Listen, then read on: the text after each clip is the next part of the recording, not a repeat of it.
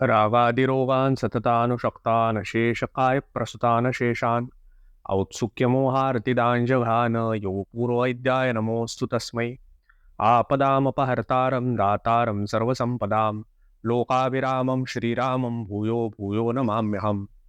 नमस्कार, मी वैद्य परीक्षित शेवडे. अनिलायन अध्ययन चक्राच्या आजच्या या भागामध्ये आपण चरक चिकित्सा स्थान सप्तदश अध्याय म्हणजेच हिक्का श्वास चिकित्सित अध्याय यापासून हा उपक्रम पुढे नेण्याकरता सुरुवात करणार आहोत. पहिलं सूत्र अथातो हिक्का श्वास चिकित्सितम व्याख्यास्यामः इति स्माह भगवान अत्रेयः. आता आम्ही हिक्का आणि श्वास या दोन्हीच्या चिकित्सा सूत्रांना चिकित्सेला प्रारंभ करतो आणि आपल्यासमोर हा विषय ठेवायला सुरुवात करतो. भगवान आत्रेयांनी असं सांगितलं. वेद लोकार्थ तत्वज्ञम आत्रेयम ऋषिमुत्तमम अपृच्छत संशयन धीमान अग्निवेश कृतांजली य इमे द्विधा प्रोक्ता स्त्रिदोषस्त्रिप्रकोपणाः रोगा नानात्मकास्तेषां कस्को भवति दुर्जयः. अग्निवेशस्य तद्वाक्यं श्रुत्वा मतिमतां वरः वाच परमप्रीतः परमार्थविनिश्चयम्. कामं प्राणहरा रोगा बहवो न तु ते तथा यथा श्वासश्च हिक्का च प्राणानाशु निकृन्ततः अन्यैरपि उपसृष्टस्य रोगैर्जन्तो पृथक्विधैः अन्ते संजायते हिक्का श्वासो वा तीव्रवेदनः. याचा अर्थ बघत असताना हे तिसरं सूत्र होतं. तिसऱ्यापासून 7व्या सूत्रापर्यंत आपण आत्ता ही जी सूत्र बघितली ती आहेत आणि याचे अर्थ बघत असताना कशा पद्धतीने आहेत तर महत्वाचा शब्द इथे वापरलेला आहे की वेद लोकार्थ तत्वज्ञ. याचा अर्थ असा की एकीकडे वेदार्थाचंही म्हणजे वैदिकाचंही ज्ञान आहे आणि दुसरीकडे लौकिकाचंही ज्ञान आहे अशा प्रकारचे असलेले आत्रेय आहे. सांगण्याचा मुद्दा हा की संहितेमध्ये प्रत्येकच ठिकाणी आपल्याला सातत्याने ही गोष्ट ते लोक अधोरेखित करताना दिसून येते की केवळ आपल्याला आप्तोपदेशाचं ज्ञान असून उपयोग नाही, शास्त्र मात्र परायणान असून उपयोग नाही, तर प्रत्यक्षामध्ये लौकिकामध्ये त्याचा कशा पद्धतीने उपयोग करून घ्यायचा ही गोष्ट महत्वाची आहे. आपल्या या उपक्रमाचा उद्देशही तोच असल्यामुळे आजही आपल्यासमोर ही सगळी हिक्का आणि श्वासाची निदानं आपल्यासमोर मांडण्याची जी जबाबदारी माझ्यावर आहे त्यात सुद्धा माझा प्रयत्न हाच असणार आहे की आज प्रॅक्टिसमध्ये यातले कित्येक गोष्टी या कशा पद्धतीने आपल्याला वापरता येतात. विशेषतः गेल्या 2 वर्षांच्या जो आपण सगळ्यांनी पॅन्डेमिकचा अनुभव घेतला तर त्या कोविडच्याही अनुषंगाने आपण या बाबतीमध्ये काय काय शिकलो, मग तो हिक्का असेल, श्वास असेल, कास असेल, या सगळ्या बाबतीमध्ये यातल्याही काही गोष्टी आपल्यासमोर ठेवण्याचा आज माझा प्रयत्न असणार आहे. तर त्यामुळे अग्निवेशाने ज्यावेळेला हे विचारलं आत्रेयांना तर प्रश्न काय विचारला त्याने की 2 पद्धतीचे रोग जे आपण आजवर आतापर्यंत आम्हाला सांगताय, आमच्या समोर ठेवताय या चरक संहितेच्या माध्यमातून, हे द्विविधा इति चक्रपाणी काय सांगतात ह्याच्यावरती 2 प्रकारचे म्हणजे कुठल्या प्रकारचे तर सामान्य असामान्य भेदेन किंवा मृदू दारुणे भेदेन किंवा निज अनिज भेदेन च.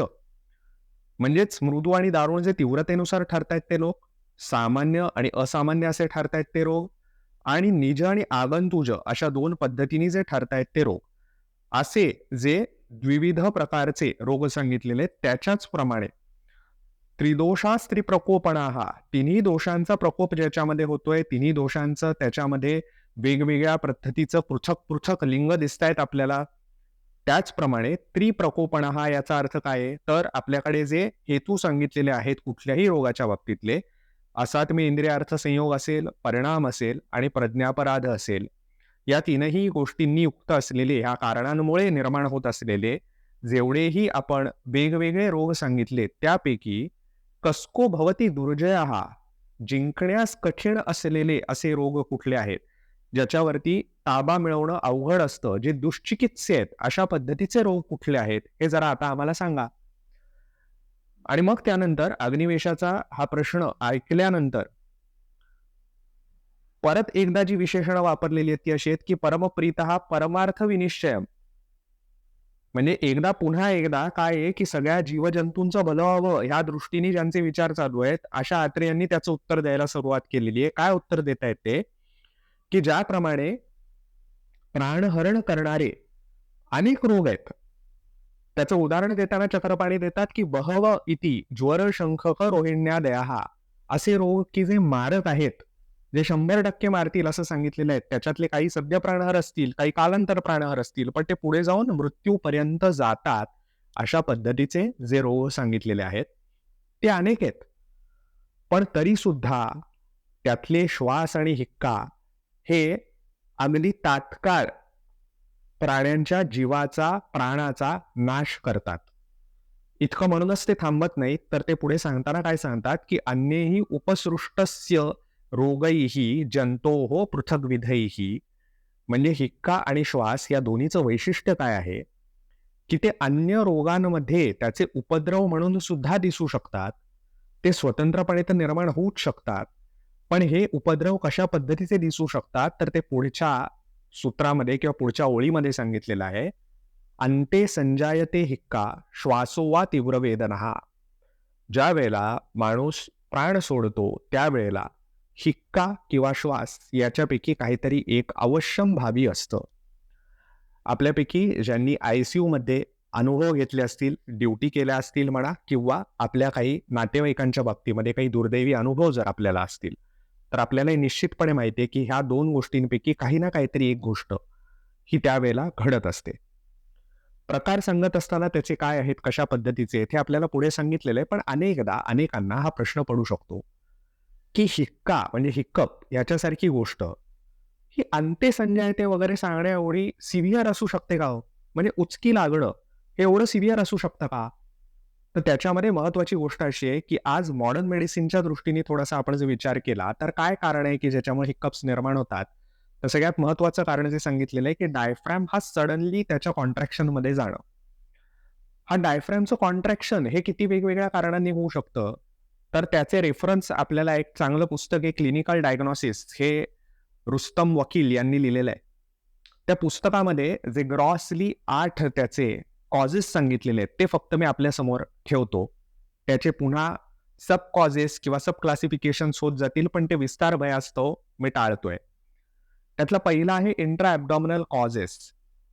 तर ह्याच्यामध्ये आपल्या आमाशयाशी संबंधित असलेल्या काही गोष्टी असतील किंवा पचनसंस्थेशी संबंधित काही गोष्टी असतील, तर या सगळ्याचा विचार केला जातो. दुसरा आहे तो आहे मेडियास्टिनल कॉजेस, ज्याच्यामध्ये एनलार्ज्ड हार्ट असेल किंवा पेरिकार्डियल इन्फ्युजन सारख्या अवस्था असतील, याच्यामुळे सुद्धा हिक्का होऊ शकतो.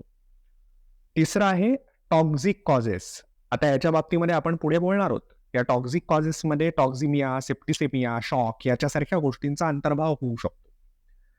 त्यानंतर आहे चौथा न्यूरोलॉजिकल कॉजेस. न्यूरोलॉजिकल कॉजेसमध्ये ट्युबरक्युलर मेनिंजायटिस असेल किंवा हायड्रोसेफलस असेल, एपिलेप्सी असेल, अपस्मारासारख्या अवस्था असतील किंवा सेरिब्रल ॲट्रॉफी सारख्या कंडिशन्स असतील, ब्रेन ट्यूमर सारख्या कंडिशन्स असतील. आता बघा आपल्याला, की आपल्याला वरवर साधा वाटणारा सुद्धा जो हिक्का आहे, तो किती गंभीर असू शकतो आणि त्याचे कॉजेस हे किती विस्तृत असू शकतात आणि गांभीर्याकडे नेऊ शकतात, ह्याचा अंदाज इथे आपल्याला येतो.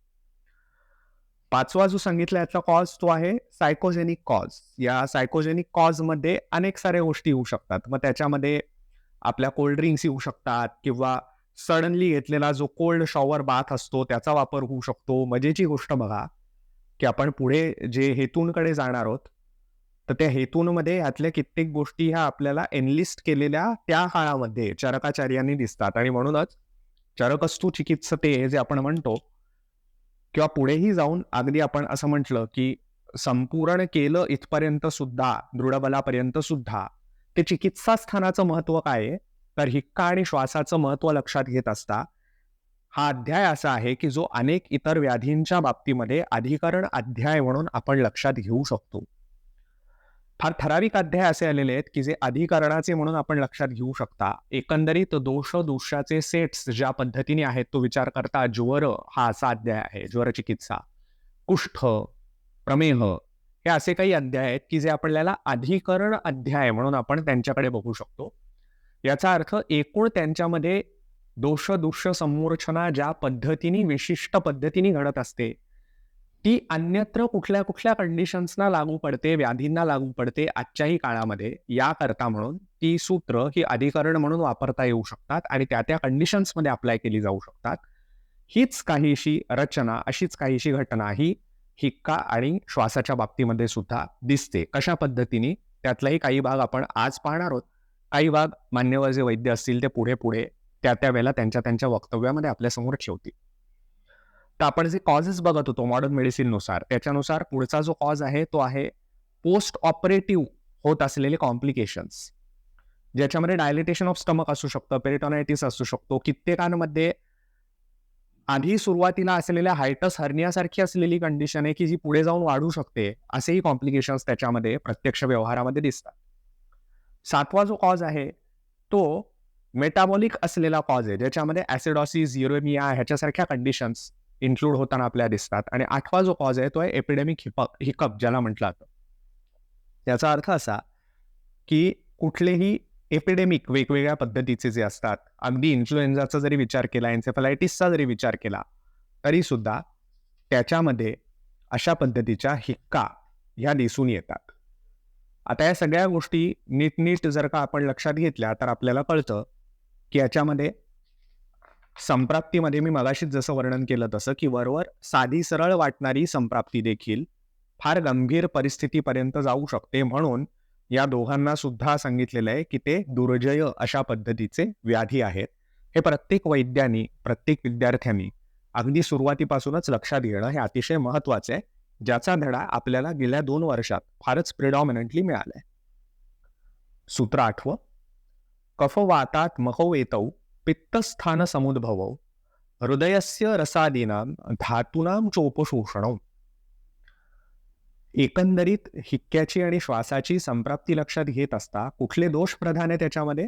तर कफ आणि वात हे 2 प्रधान आहेत. यांच्यामुळे दोषारंभकत्व तिथे निर्माण होत असल्याने या दोन्हींना स्वतंत्र कर्तृत्व इथे हिक्क्याच्या बाबतीमध्ये आणि श्वासाच्या बाबतीमध्ये आहे. त्याचप्रमाणे पित्तस्थान समुद्भवौ ह्याचा अर्थ सांगत असताना आचार्य चक्रपाणी असं म्हणतात, पित्तस्थान शब्देन आमाशयो अभिप्रेतः. आपण मागे रक्तपित्तामध्ये सुद्धा हे बघितलेलं आहे की संप्राप्ती घडत असताना तिथे आमाशयाचा एकंदरीत जो रोल आहे तो महत्वाचा असतो.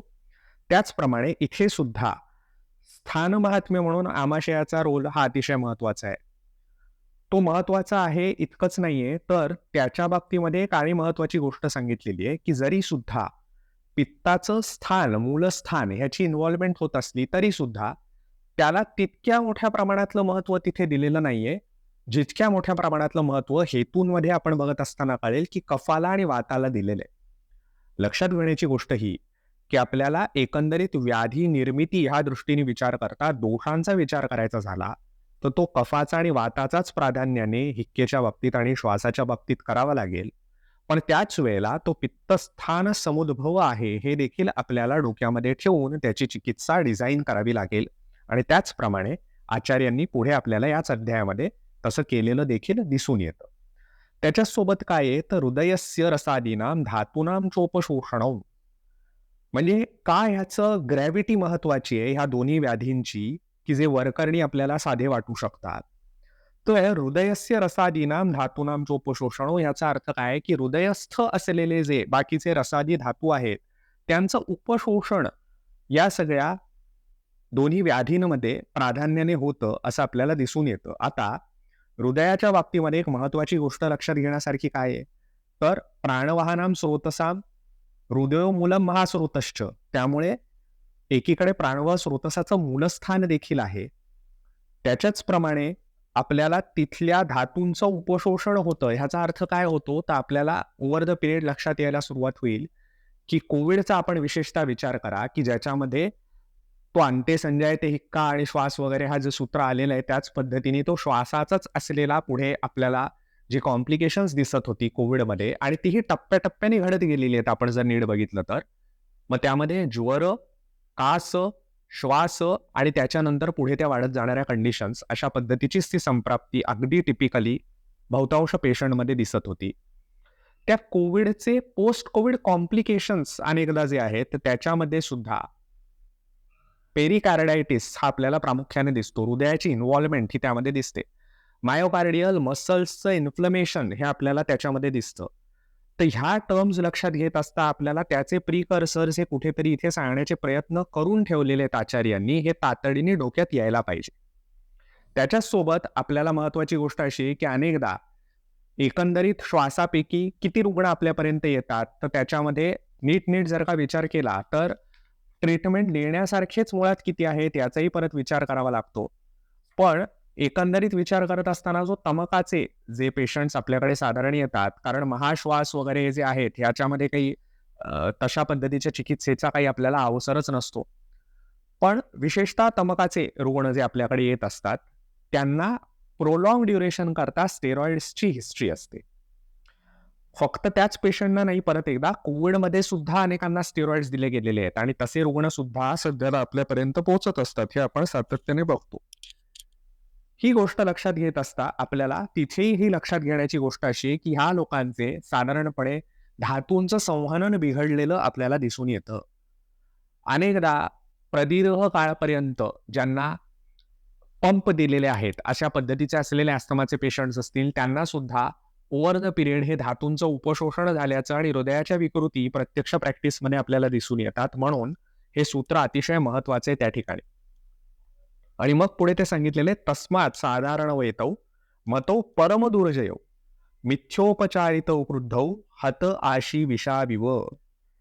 आता हे जे 9वं सूत्र जे आहे आता जे मी वर्णन केलं आपल्या समोर, हे अगदी आपल्या मनात कोरलं गेलं पाहिजे की मिथ्योपचारित क्रुद्धौ हत आशी विषाविव. आशी विषाविव याचा अर्थ काय सांगितलेला आहे, तर काही एक सर्पांच्या बाबतीमध्ये अशी वर्णनं आलेली आहेत जे दिव्य सर्प आहेत की ज्यांच्या केवळ दृष्टीने देखील विषबाधा होऊ शकते किंवा ज्यांच्या फुतकारातून देखील विषबाधा होऊ शकते. आता हे फुतकारातून विषबाधा होणं हे आपल्याला माहिती आहे की काही कोब्राचे टाईप सुद्धा आहेत की ज्याच्यामध्ये ते फक्त फुतकार टाकत नाहीत तर प्रत्यक्षात त्यांच्या विषाचेच ते फवारे सोडत असतात. तर तशा पद्धतीचे असलेले जे सर्प आहेत विशेषतः, तर ती आशी विष असं म्हटलेलं आहे. हे तात्काळ मारक असलेली विष आहेत आणि म्हणून या दोन्ही ह्याच्यामध्ये व्याधींमध्ये सांगताना काय सांगितलंय, मिथ्योपचारितौ क्रुद्धौ. जर चुकीचे उपचार दिले गेले तर त्याच्यामुळे हे व्याधी अधिक प्रबल होतात आणि त्यानंतर मग ते आशी विषाविव हंती, नाश करतात मनुष्याचा.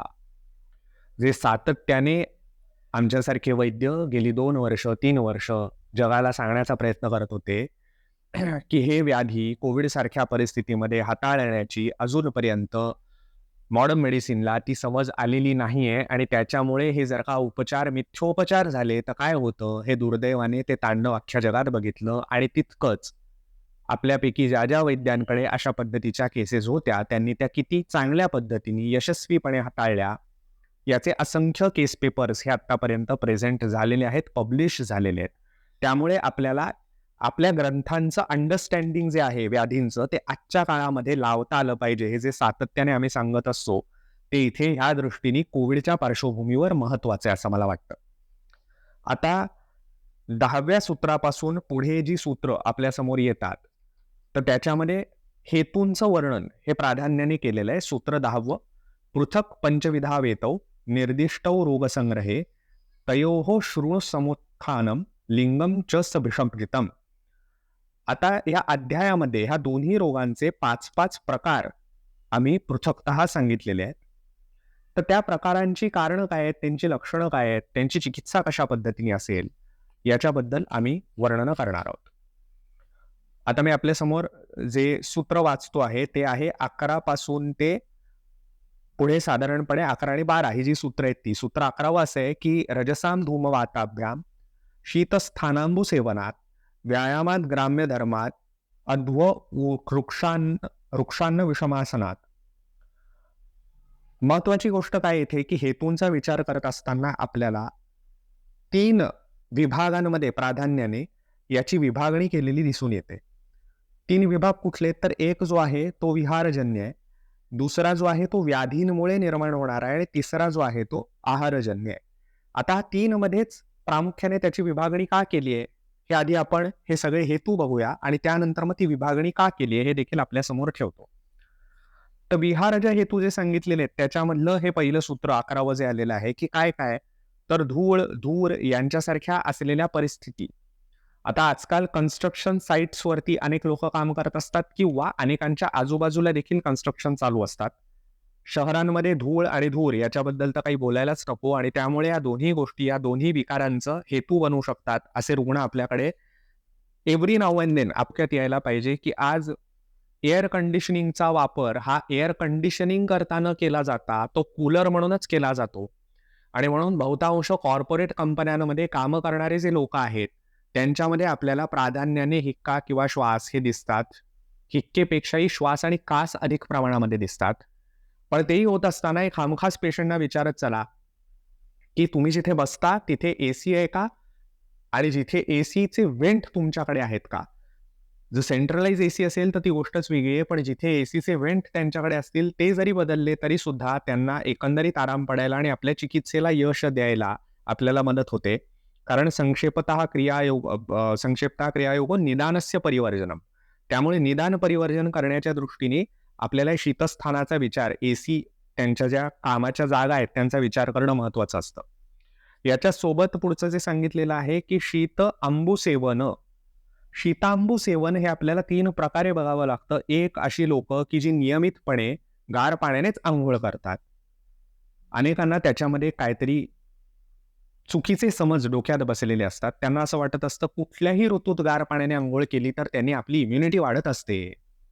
पण प्रत्यक्षामध्ये ते अशा रोगांना निमंत्रण देत असतात. हे त्यांच्या लक्षात येत नाही. ते आपण लक्षात आणून द्यावं लागतं. त्याच्यासोबत शीतांबू सेवन ह्याचा अर्थ प्रत्यक्षात पाहणं, म्हणजे गार पाणी पिणे. म्हणजे गार पाण्याने अंघोळ, गार पाणी पिणे आणि तिसरी महत्त्वाची गोष्ट जी अनेकदा आपण विसरतो, की हे कारणं सांगणारे आणि हे व्याधी घेऊन येणारे पेशंट स्विमिंग करतायत का? हे विचारण्याकडे लक्ष ठेवत जाऊया. अनेकदा हे स्विमर्स असतात. स्विमर्स म्हणण्यापेक्षाही स्विमिंग करत असतात. आणि या 3 प्रकारे जे शीतजलाचं सेवन होतं त्याच्यामुळे यांच्यामध्ये श्वासाची हेतू ह्या तिन्ही गोष्टी बनत असतात. त्याच्यासोबत 11व्या सूत्रामध्ये पुढे सांगितलेलं आहे, व्यायामात, ग्राम्य धर्मात, अध्वय वृक्षान्न विषमाशनात. आता याच्यामध्ये व्यायामात जो सांगितलेला आहे, परत एकदा व्यायामाबद्दल आपण जर का सूत्र काय आलंय चरकांनी सांगितलेलं तर आपल्या लक्षात येतं, व्यायाम कोणी करायचा आहे तर बलिभिही स्निग्ध भोजीभिही सांगितलेलं आहे. जे स्निग्ध भोजन नियमितपणे करतात त्यांनी व्यायाम करावा हे अपेक्षित आहे. मात्र अनेकदा आपण जर बघतो आज विशेषतः व्यायाम करणाऱ्या लोकांच्या आहारामध्ये स्निग्धतेचं प्रमाण हे फारसं नसतंच. वृक्षच आहार तो प्राधान्याने आपल्याला दिसतो. त्याच्यातच आपल्याला काय दिसतं तर एसी जिममध्ये हे व्यायाम केले जातात आणि त्याच्यानंतर लगेच कोल्ड शॉवर घेतले जातात. आता ह्या ज्या गोष्टी आहेत ह्या आपल्याला वर जे सांगितलेलं आहे शीतस्थान, ह्या सगळ्याचं कॉम्बिनेशन म्हणून समोर आलं बघा, की ज्याच्यामध्ये व्यायाम देखील केला जातोय, तो एसी जिममध्येही केला जातोय आणि शीतस्नान देखील केलं जातंय. सगळे हेतू एकत्र आले. अशा व्यक्तींमध्ये श्वासाचं प्रमाण इतरांपेक्षा जास्तच असू शकतं. हे कारण ते स्वतःच त्या गोष्टी इन्व्हाइट करतायत हे आपल्याला दिसतं. अतिव्यवाय हे देखील एक कारण सांगितलेलं आहे. वृक्षान्न हे कारण सांगितलंय. वृक्षान्न ह्याचा विचार करत असताना वृक्षगुणांनी युक्त असलेल्या आज कुठली अन्न खाल्ली जातात? तर साधारणपणे ज्याला मिड इव्हनिंग स्नॅक्स असं म्हटलं जातं, तर त्या गोष्टी बहुतांश वृक्ष असतात. अनेकदा काय होतं, की त्याच्यामध्ये सुद्धा no oil, no butter, no ghee अशा पद्धतीचे दृष्टिकोन असल्यामुळे बेक्ड आयटम्स वापरण्याकडे कल हा वाढायला लागलेला आहे आणि त्याला हेल्दी समजण्याचे गैरसमज व्हायला लागलेले आहेत. आणि मग आपण कुरकुरेसारखे पदार्थ असतील म्हणा किंवा अगदी चिवडा, चकलीसारखे पदार्थ असतील यांचाही विचार तिथे अवश्य करणं हे गरजेचं आहे. त्याच्यासोबत अनेक जण सध्याला भाकरी खाण्याचं प्रमाण एका अर्थी चांगली गोष्ट आहे, की एक चांगली सजगता त्या बाबतीमध्ये वाढीला लागतेय. पण त्याच बरोबरीने घातक गोष्ट ही आहे, की भाकरी खात असताना ती कोरडी आहे त्याच्याबरोबर स्निग्धांश म्हणून देशी गाईचं तूप किंवा वेळप्रसंगी देशी गाईच्या दुधापासून बनवलेलं लोणी याचा वापर केला पाहिजे. हे अनेकदा लक्षात घेतलं जात नाही. आपलं कर्तव्य आहे, की ते आपण रुग्णाची हिस्ट्री तेवढ्या डिटेलमध्ये घेऊन त्यांच्या लक्षात आणून देणं आणि त्यामुळे ह्या भाकरीच्या बरोबर तूप खाल्लं जातंय ना, ही गोष्ट बघणं महत्त्वाचं आहे. त्याच्यासोबत पुढे जे सांगितलेलं आहे विषमासन. आता आपण चरक सूत्रस्थान 25/40 हे जर का काढून बघितलं तर आपल्या लक्षात येईल, की आग्र्य संग्रहामध्ये विषमाशनम अग्निवैषम्य कराणम म्हणून सांगितलेलं आहे. आणि विषमाशन ह्याचा अर्थ काय सांगितलेला आहे तर अष्टौ आहार विधी विशेषायतन जी चरक विमानस्थान 1/21 मध्ये आपल्याला बघायला मिळतात, ती सगळी अष्टविधी विशेषायतन जी आहेत, अष्टाहार विधी विशेषायतन एकदा जाणीवपूर्वक तो संदर्भ काढा, ती सगळी आयतनं वाचून बघा. आपल्याला असं लक्षात येईल, की त्याच्यामध्ये एकंदरीतच असलेलं राशी असेल, कर्ण असेल, ह्या सगळ्या गोष्टी ज्या आहेत, त्याचा इथे संबंध कशा पद्धतीने श्वासाशी येऊ शकतो, ह्या दृष्टिकोनातून त्याचा अभ्यास करणं हे महत्त्वाचं आहे. पुन्हा एकदा विस्तारमय असतो आणि कदाचित वेगवेगळे जे आपल्याकडे असलेले सिद्धांत आहेत, त्याच्याही वरती वेगळं काम चालू असल्यामुळे आत्ताला त्याच्याबद्दल अधिक विस्ताराने सांगणं टाळतो. मात्र ही विषमासनं जे नियमितपणे करतात आणि सध्या आपल्याला दिसून येईल, की अनेकदा वेळ झाली म्हणून खाणं, आम्हाला एवढाच वेळ दिलेला असतो, त्याच्यामध्ये आम्ही खातो, भूक नसताना खातो, कमीच वेळ असतो, 15च मिनिटं असतं, त्याच्यामध्ये डबा खावा लागतो. हे सगळी विषमासनं नियमित पद्धतीने अनेक लोकं करत असतात. विविध व्याधींची ती कारणं होऊ शकतात, पण इथे श्वासाच्या कारणांमधलं ते महत्त्वाचं कारण आहे. त्यामुळे श्वासाचा रुग्ण आल्यावरती आपल्याला त्या कारणाचा हेतू म्हणून विचार करणं हे महत्त्वाचं आहे. 12वं सूत्र, आम प्रदोषात अनाहात, रौक्षात अपतर्पणात, दौर्बल्यान मर्मणोघातात, द्वंद्वात शुद्धतियोगतः. आता इथे परत एकदा महत्त्वाचे फॅक्टर्स जे एनलिस्ट केलेले आहेत ते काय काय आहेत, तर ज्यांच्यामध्ये आम आहे अशा व्यक्तींमध्ये त्याच्यामुळे, अनाह ज्यांच्यामध्ये आहे अशा व्यक्तींमध्ये, रौक्ष आणि अपतर्पण ज्यांच्यामध्ये झालेलं आहे अशामध्ये, रौक्षा बाबतीमध्ये आपण वर उल्लेख केला तो आहाराचा उल्लेख हा महत्त्वाचा आहेच. अपतर्पणाच्या बाबतीमध्ये आहार्य हेतू जशा पद्धतीने महत्त्वाचा आहे, त्याच पद्धतीने आपल्याला हेही लक्षात घेतलं पाहिजे, की ते आपण जी चिकित्सा देतोय, एखादी व्याधी जी संतर्पणजन्य असेल, की ज्याची चिकित्सा म्हणून आपल्याला अपतर्पणच द्यायचंय. मात्र त्या अपतर्पणाचा असा अतियोग झाला नाही पाहिजे, की त्याच्यातून पुढे श्वासाची निर्मिती होईल. प्रत्यक्ष व्यवहारामध्ये हे वैद्यांकडून घडताना फारच कमी वेळा दिसतं, पण प्राधान्याने ते मॉडर्न मेडिसिनकडून सातत्याने घडताना आपल्याला दिसतं. आणि म्हणून आपण जर नीट बारकाईने विचार केला तर आपल्याला कळेल, की थोडंसं आपल्याला एक क्रॉस रेफरन्स देतो, की जो अष्टांग संग्रहामध्ये आलेला आहे, की प्रमेहाच्या हेतूंमध्ये जे पुढे-पुढे मधुमेहामध्ये कन्व्हर्जन होतं कुठल्याही प्रमेहाचं, त्याच्यामध्ये भैषज कर्षण हा एक हेतू सांगितलेला आहे. याचा अर्थ जी अतिशय तीव्र असलेली अपतर्पक औषधं दिली जातात, त्यांच्यामुळे सुद्धा अशा पद्धतीने अपतर्पण घडू शकतं, ह्याचा विचार आपण आजच्या काळात करणं गरजेचं आहे. याच्यासोबत दौर्बल्य, मग ते दौर्बल्य हे व्याधीमुळे आलेलं असेल किंवा अन्य कित्येक कारणांमुळे असेल, त्याचाही इथे विचार करावा. मर्म अभिघात याचा वेगवेगळी जी मर्म सांगितलेली आहेत, त्याच्यापैकी कोणाचा अभिघात झाला असेल, तर तिथे तो विचार करणं आपल्याला गरजेचं आहे.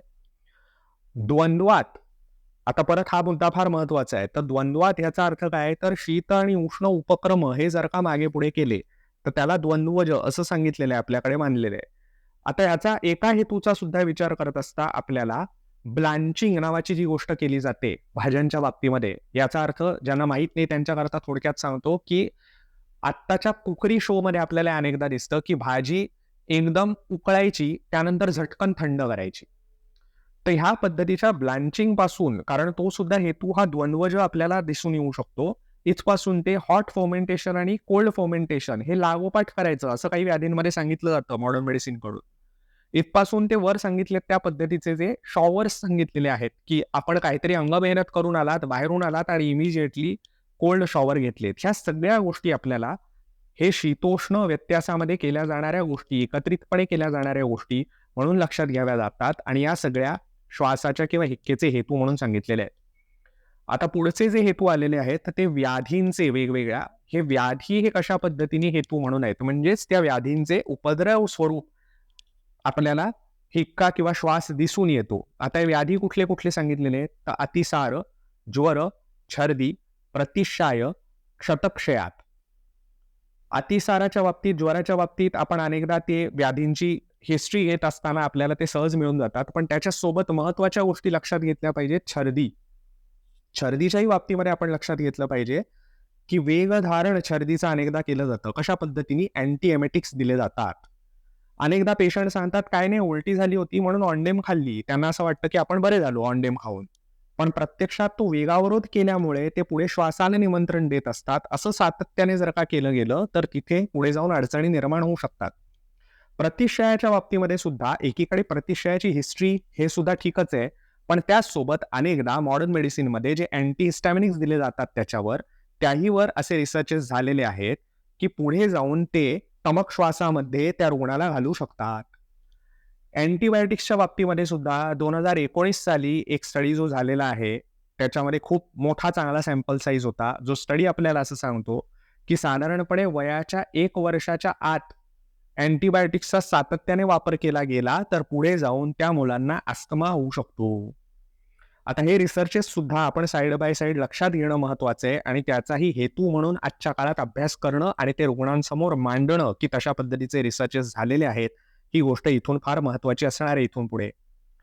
क्षतक्षयात हे जे सांगितलेलं आहे ह्याच्यामध्ये आपल्याला फायब्रोसिस सारख्या कंडिशनचा विचार करावा लागेल. विशेषतः पोस्ट कोविड पल्मनरी फायब्रोसिस जो होतो त्याचा विचार हा क्षतक्षयामध्ये केला जाऊ शकतो.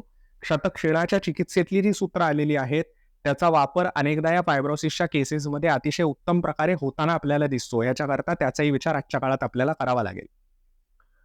13वं सूत्र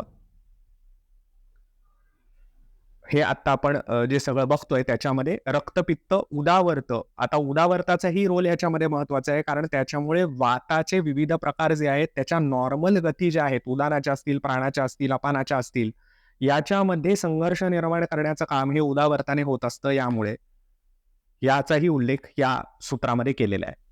त्याच्यासोबतच काय सांगितलेलं आहे, तर पांडुरोगात विषाच्चैव प्रवर्तेते गदाविमो. पांडूमध्ये सुद्धा अनेकदा आपल्याला श्वास हे लक्षणही दिसतं आणि त्याचं उपद्रव स्वरूप देखील आपल्याला श्वास दिसून येतो. त्याच्याच सोबत सांगितलेलं आहे की विषाचा विचार करता परत एकदा आपल्याला कोविड सारखा विचार हा करावा लागतो, की ज्याच्यामध्ये आगंतुज असलेला हेतू होता आणि त्यामुळे शरीरामध्ये, म्हणूनच कोविडची चिकित्सा देत असताना विषचिकित्सेचा अनेकांनी फार चांगल्या पद्धतीने उपयोग केला. अगदतंत्राचा चांगल्या पद्धतीचा उपयोग झाला आणि हीच गोष्ट आपल्याला आजच्या काळामध्ये दिसणारे कुठलेही व्हायरल इन्फेक्शन्स जे सांगितले जातात त्या बाबतीमध्ये लक्षात ठेवण्याजोगी गोष्ट आहे, की विषाचा उल्लेख देखील इथे चरकाचार्यांनी केलेला आहे. तर या दोन्ही रोगांच्या बाबतीमध्ये हेतू म्हणून ह्या सगळ्याचा विचार हा केला जाऊ शकतो. तिसरा जो गट आता आपण त्याच्याकडे वळतोय 14व्या सूत्राकडे, की निष्पाव माश पिण्याक तिल तैल निषेवणात पिष्ट शालूक विष्टंभी विदाही उरु भोजनात जलज अनुपपिशित दध्याम क्षीरसेवनात अभिषंध्या उपचाराच श्लेष्मनांच सेवनात. हे 14व 15व अशी दोन्ही सूत्र आपल्याला दिसून येतात. ह्याच्यामध्ये ह्यात आहार्य हेतू वर्णन केलेले आहेत. आहार्य हेतूंचा विचार करत असताना काय काय सांगितलेले आहेत, तर निष्पाव माश म्हणजे मागे रक्तपित्तातही आपण ज्या गोष्टी बघितल्या तेच सगळे आपल्याला इथे यशस्वी कलाकार दिसायला सुरुवात होते.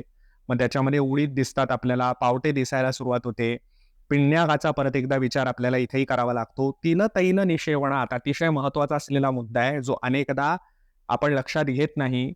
तिळाचं तेल हे जरी देखील तेलांमध्ये उत्तम सांगितलेलं असलं तरी सुद्धा आपण नीट विचार केला पाहिजे, की आपल्याकडे फोडणी देण्याकरता पाककलेची जेवढी जुनी आपल्याकडचे ग्रंथ दिसतात किंवा ग्रंथांमध्येही वर्णनं दिसतात, खरं म्हणजे फोडणी ही देशी गाईच्या तुपाची देणं हे अपेक्षित आहे, तेलाची नाही. हा मुद्दा अतिशय महत्वाचा आहे. का नाहीये, तर तेलाचे गुणधर्म आपण लक्षात घेत असताना त्याचे जसे छान गुण सांगितले त्याच्याच प्रमाणे ते विष्टंभी सुद्धा सांगितलेलं आहे. बद्ध विणमुत्र मारुतः हा त्याचा रोल सांगितलेला आहे. ज्यावेळेला विष्टंभ निर्माण करणारं द्रव्याचं नियमितपणे सेवन केलं जातं त्यावेळेला स्वाभाविकपणे तो उदावर्ताच्या संप्राप्तीकडे पुढे घेऊन जाऊ शकतो आणि त्यामुळे अनेकदा आपण बघतो, की विशेषतः तमकाच्या रुग्णांना विचारून बघा, की पोट नियमितपणे साफ होतं का? याचं बहुतांश उत्तर नाही असं असतं. त्यांच्यामध्ये अवष्टंभ हा बहुतांश वेळेला दिसून येतो आणि मग ती संप्राप्ती आपल्याला त्या पद्धतीने विचारात घ्यावी लागते. म्हणून मग नियमितपणे तशा पद्धतीच्या तेलाचा निषेध हा ऍक्च्युली सांगितलेला आहे आणि म्हणून त्याचा हेतूंमध्ये समावेश केलेला आहे. पिष्ट शालूक पिष्टंभी विदाही उरु भोजनात. विदाही भोजनाचे आजच्या काळातले रेफरन्सेस हे आपण रक्तपित्ताच्या अध्यायामध्ये मीच ज्या वेळेला ते स्पष्ट केले होते त्यामध्ये ते बघितलेले आहेत. ज्यांनी ते ऐकले नसतील त्यांनी ते आवर्जून तो व्हिडिओ जो उपलब्ध आहे तो काढून बघावा. पण शालूक म्हणजे जे कमलनाल सांगितलेले आहे ते, किंवा पिठाचे असलेले आयटम जे सांगितलेले आहेत, गुरु भोजन जे सांगितलेले आहे, या सगळ्याचा इथे उल्लेख केलेला आहे. त्यानंतर 2 महत्वाची मांस सांगितलेली आहेत. एक आहे ते जलज आणि दुसरं आहे ते अनुप. या दोन्हीचा विचार करता आपल्याला या 2 विकारांचे रुग्ण जे आपल्याकडे येतात त्यांची हिस्ट्री घेताना आवर्जून करावा लागतो आणि त्यांना पथ्य सांगत असताना करावा लागतो, की प्रॉन्स किंवा एकूणच माशांच्या बाबतीमध्ये आपण ते टाळा, पण त्यातही विशेषतः प्रॉन्स असतील, तिसऱ्या असतील, खेकडे असतील, ज्याच्यावरती कवच आहे, अशा पद्धतीचे जे जलचर आहेत, त्याचं मांस आवर्जून टाळा. कारण जलज आणि अनुपपिशित हा हेतू सांगितलेलाच आहे आपल्याकडे. दधी सेवन नियमितपणे करणं, मुळातच तो नियमित सेवनाचा पदार्थच नसल्याने तोही आलेला आहे. त्याच्याही बद्दल आपण बोलणं झालेलंच आहे यापूर्वी. आमक क्षीर सेवनात हा रक्तपित्तातही आलेला हेतू आहे. इथेही लक्षात घेण्याजोगा हेतू आहे. त्यामुळे आमक क्षीराचं सेवन देखील निषिद्ध इथे सांगितलेलं आहे. आता अभिषंधी उपचाराच अभिषन्न निर्माण करणाऱ्या जेवढ्याही गोष्टी आहेत त्या सगळ्यांचा तिथे विचार करायचा आहे आणि श्लेषमना आमच्या सेवनात अशा पद्धतीने सांगितलेले हे हेतूंचे 3 कॅटेगरीज आहेत. या 3 कॅटेगरीज लक्षात घेत असताना आपल्याला लक्ष देण्याजोगी महत्वाची गोष्ट अशी आहे की ह्या तिन्हीचं वर्गीकरण करताना जर आपण नीट लक्षात घेतलं तर ते असं आहे की विहाराचं वर्गीकरण जे आहे ते वातप्रकोपक असलेलं आहे. आहाराचं जे वर्गीकरण आहे ते कफप्रकोपक असलेलं आहे आणि व्याधींमुळे असलेलं जे वर्गीकरण आहे त्याच्यामध्ये विशेषतः वैगुण्य निर्माण करणारं किंवा प्राणवह स्रोतसाच्या मूलस्थानाची विकृती निर्माण करणाऱ्या अशा पद्धतीची ती निदान आहेत. आणि म्हणून संप्राप्ती एकंदरीत आपल्याला ज्या वेळेला सायंटिफिकली लक्षात घ्यावी लागते त्यावेळेला ते अशाच पद्धतीने डिकोड करून करावी लागते. तरच हे सगळे हेतू एकत्र आल्यावरती अमुक एक व्यक्तीमध्ये हिक्क्याची किंवा श्वासाचीच संप्राप्ती का दिसेल याचं उत्तर आपल्याला स्पष्टपणे दिसतं. त्याच्यासोबत 16व्या सूत्रातला शेवटचं जे वाक्य आहे ते आपल्याकरता मी बाकी ठेवलंय आणि ते क्लिनिकली अतिशय महत्वाचं असलेलं आहे. आचार्य चरक असं म्हणतात आपल्याला की कंठोरसा प्रतिघातात विबंधैश्च पृथग्विधैही. कंठ आणि उर यांचा प्रतिघात होणं हे ज्या ज्या अवस्थांमध्ये दिसतं. आता प्रतिघात याचा अर्थ जर आपण नीट काढायचा म्हटला तर त्याच्यावरती आघात होणं, मग तो ऍक्सिडेंटल सुद्धा असू शकतो किंवा ओव्हर द पिरियड उराचं विशेषतः फुफ्फुसांचं बदललेलं स्ट्रक्चर जे आहे अशा पद्धतीचे ज्या कंडिशन्स दिसतात त्यांचाही तिथे आपल्याला विचार करावा लागतो. मग अशा कंडिशन्स कुठल्या आहेत तर ट्युबरक्युलोसिस सारख्या कंडिशन असतील, फायब्रोसिस सारख्या कंडिशन असतील किंवा ILD म्हणजेच इंटरस्टिशियल लंग्स डिसीज सारख्या कंडिशन असतील. ह्याच्यामध्ये त्याचा विचार आपल्याला प्रतिघात या शीर्षकाखाली करणं हे महत्वाचं ठरतं आणि त्याच्यामुळे या प्रतिघाताचा विचार हा तिथे आपल्याला करायचा आहे. त्याच्याच सोबत विबंध हा जो सांगितलेला आहे, आता विबंध याचा अर्थ काय की काहीतरी अडथळा फिजिकली तिथे निर्माण होणे आणि तेही पृथक विधेयही म्हणून सांगितलेले आहे. वेगवेगळ्या पद्धतीचे विबंध. क्लिनिकल इम्पॉर्टन्स हा आहे याचा की विबंध आपल्याला प्रत्यक्ष प्रॅक्टिसमध्ये जो दिसतो तो वेगवेगळे मॅलिग्नन्सीज ज्या असतात त्यांच्या बाबतीमध्ये दिसून येतो. मग ती ओरोफॅरेंजियल असो, ती इसोफेजियल असो किंवा ती पल्मनरी मॅलिग्नन्सी असो किंवा मेटास्टेसिस असो, या दोन्ही कंडिशनमध्ये सुद्धा आपल्याला पुढे श्वास हा उपद्रव स्वरूपामध्ये दिसायला सुरुवात होते आणि याच्याकरता तो जो विबंध हा स्ट्रक्चरल डिफॉर्मिटी तिथे निर्माण झाल्याने झाला आहे त्याचाही विचार आपल्याला CAच्या केसेसमध्ये, मॅलिग्नन्सीच्या केसेसमध्ये करणं हे महत्वाचं असतं. हे क्लिनिकल ॲप्लिकेशन आहे. 1 ते 16 ही सूत्र आपल्यासमोर मांडणं हा आज माझा हेतू होता. पण त्याच्यासोबत आपण सत्र समाप्त करत असताना काही महत्वाचे मुद्दे आवर्जून फक्त आपल्याला सांगतोय जे क्लिनिकली महत्वाचे आहेत. काय महत्वाचे आहेत तर आत्ताच्या घडीला आपल्याकडे श्वासाचे विशेषतः रुग्ण आल्यावर कुठल्या टेस्ट्स आहेत की ज्या प्रत्येक वैद्यांनी आवर्जून कराव्यात आपल्या रेकॉर्ड करता आणि त्यांचा आपल्या दृष्टीने महत्व काय आहे. महत्वाची गोष्ट अशी आहे की पांडूमध्ये सुद्धा हे लक्षण दिसतं. हे लक्षात घेत असता पांडूची बाकीची लक्षणं आणि आपलं निदान हे आपल्या निदानानुसार असू शकतं. पण त्याचसोबत खरंच त्याच्यामध्ये हिमोग्लोबिनची कमतरता आहे का ह्याच्याकरता एक हिमोग्राम करून घेणं ही गोष्ट आपल्याकरता श्रेयस्कर आहे.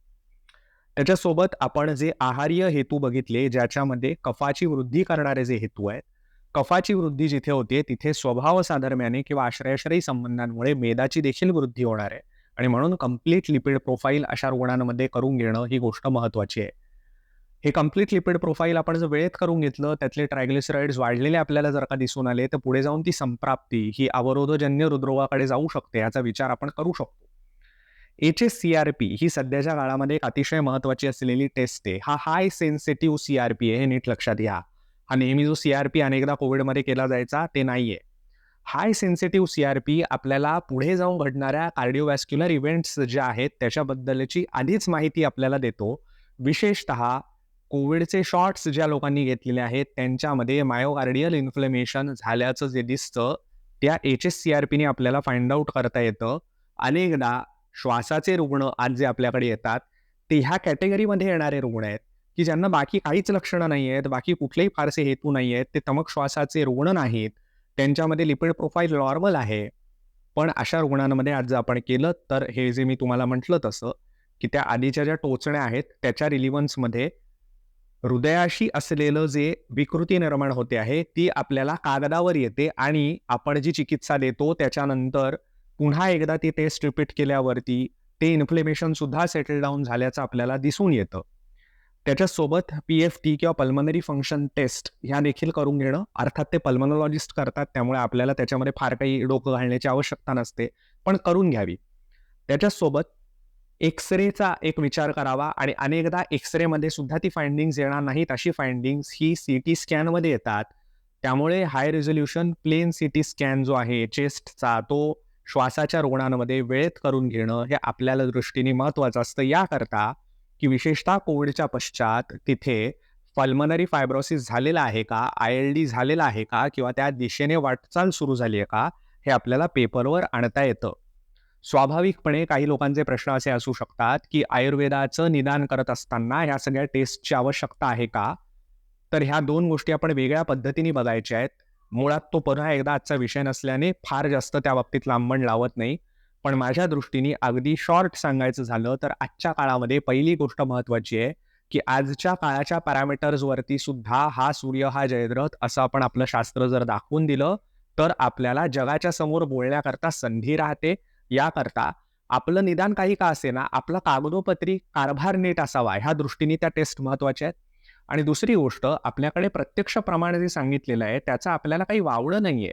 त्यामुळे ह्या ज्या सगळ्या टेस्ट आहेत, त्या आज प्रत्यक्ष प्रमाणाचाच एक्सटेंडेड असलेलं व्हर्जन आहेत, असं जर का आपण विचार केला, तर त्या करून घेणं याच्यामध्ये आपलं नुकसान काहीच नाही. झालं तर रुग्णाचाच फायदा आहे आणि शास्त्राला एस्टॅब्लिश करण्याच्या दृष्टीने देखील अतिशय महत्त्वाची असलेली ती स्टेप आहे, असं मला नम्रपणे वाटतं. म्हणून या सगळ्या हेतूंचा विचार करत असताना आवर्जून त्याचं आजच्या काळानुसार उपबृंहण करण्याचा विचार करता या टेस्ट जर वैद्यांनी करून घेतल्या आणि त्या आपल्याला हँडी ठेवल्या तर त्याचा फायदा होईल असं मला वाटतं. तूर्त 1 ते 16 सूत्र आपल्यासमोर मांडलेली आहेत. इथेच थांबतो. श्रीरामार्पणमस्तु.